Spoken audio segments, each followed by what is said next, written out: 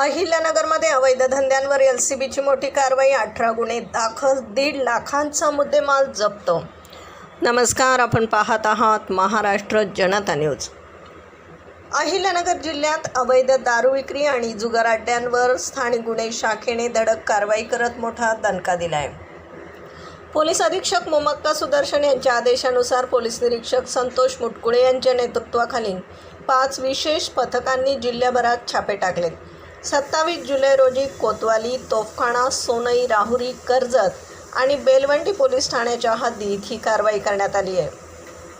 यामध्ये अवैध दारू विक्री करणाऱ्या 10 ठिकाणी छापे टाकून 1,28,850 रुपयांचा माल जप्त करण्यात आला आहे.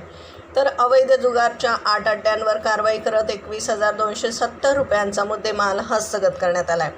एकूण 18 गुन्हे दाखल करण्यात आले असून 1,50,120 रुपयांचा माल पोलिसांनी जप्त केला आहे. यापुढेही जिल्ह्यातील अवैध धंद्यांवर अशीच कठोर कारवाई सुरूच राहील असा इशारा स्थानिक गुन्हे शाखेने दिलेला आहे. प्रतिनिधीसह महाराष्ट्र जनता न्यूज, अहिल्यानगर.